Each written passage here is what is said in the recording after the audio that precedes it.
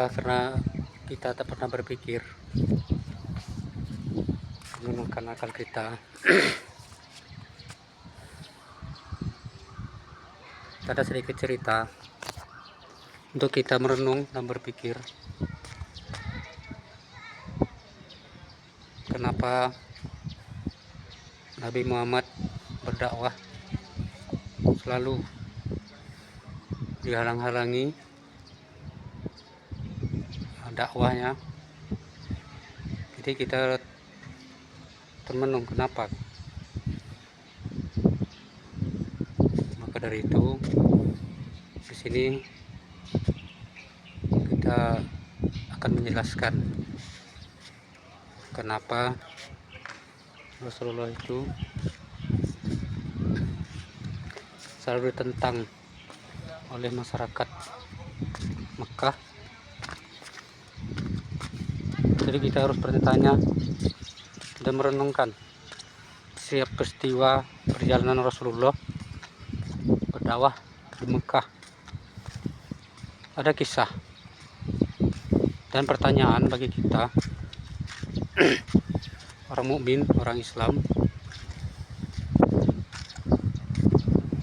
Sewaktu Rasulullah sebelum diangkat jadi Rasul, jadi Nabi, apakah masyarakat Mekah kenal dengan Allah, tahu dengan Allah, siapa itu Allah?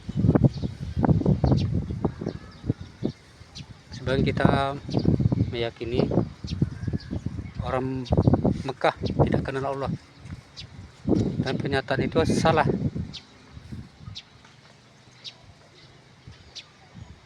Orang Mekah itu adalah keturunan Nabi Ibrahim, keturunan Nabi Ismail. Mereka kenal Allah. Kenapa mereka kenal Allah? Ka'bah ada di tengah-tengah mereka. Dan Ibrahim dan Nabi Ismail mengajarkan kepada keturunannya untuk beribadah haji, dan mereka mengerti akan hukum-hukum syariat haji. Jadi pertanyaannya, kenapa mereka menentang Nabi Muhammad padahal mereka mengakui bahwa Muhammad itu jujur, paham bahwa Nabi Muhammad itu adalah utusan Allah, dan mereka berdebat dengan Nabi, demi Allah ya Muhammad. Tapi mengapa mereka tolak? Mengapa mereka sampai memusuhi Nabi itu mati-matian? Jadi pertanyaan bagi kita. Di dalam ayat Quran dikatakan, yang mereka musuhi itu bukan engkau ya Muhammad. Sebenarnya yang mereka tolak itu adalah ayat-ayat Allah. Ayat Allah adalah Al-Quran. Itulah yang mereka tolak. Mengapa mereka menolak Muhammad? Mengapa mereka menolak ayat-ayat Allah? Itu adalah kekuasaan. Abu Lahab, Abu Jahal adalah paman beliau yang memiliki kekuasaan di Mekah. Jadi setiap sejarah yang selalu diceritakan adalah tokoh pemimpin. Jadi Abu Jahal, Abu Lahab itu adalah pemimpin di Mekah. Tidak ingin kekuasaan mereka dijatuhkan, diruntuhkan oleh Muhammad. Tidak ingin hukum aturan kekuasaan mereka diganti dengan ayat-ayat Allah, hukum-hukum Allah. Makalah mereka tolak mati-matian. Nah, mengapa mereka memusuhi Nabi itu? Karena mempertahankan status quo. Kekuasaan mereka diruntuhkan, bisnis mereka hilang, pamor mereka hilang. Maka dari itu Nabi Muhammad yang notabene adalah keponakannya sendiri mereka musuhi, ingin mereka bunuh. Jadi kata Allah, bukan engkau yang mereka dustai ya Muhammad, tapi mereka mendukai ayat Allah, hukum-hukum Allah, aturan Allah. Mereka tidak ingin hukum Allah itu berlaku, dan otomatis Nabi Muhammad jadi pemimpin. Tidak ingin Nabi Muhammad itu jadi pemimpin di Mekah.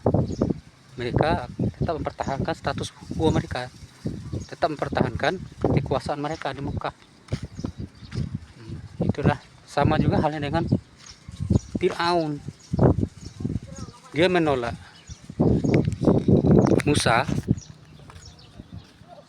karena kekuasaan tak ingin diruntuhkan, dihancurkan oleh hanya seorang nabi yang tidak mempunyai pengaruh atau kekuasaan. Maka dari itu makanya dibilang rakyat Mekah adalah musyrikin, orang musyrik. Mereka tahu syariat Allah, tapi mereka menyekutukannya. Mereka menyembah berhala, menyembah patung. Nah, nanti akan kita ceritakan di sesi yang lain. Jadi pertanyaan kita sekarang ini,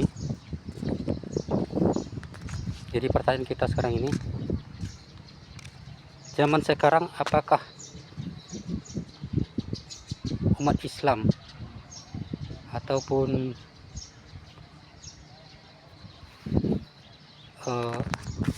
umat manusia sekarang ini yang ada di negeri kita ini kenal Allah atau tidak?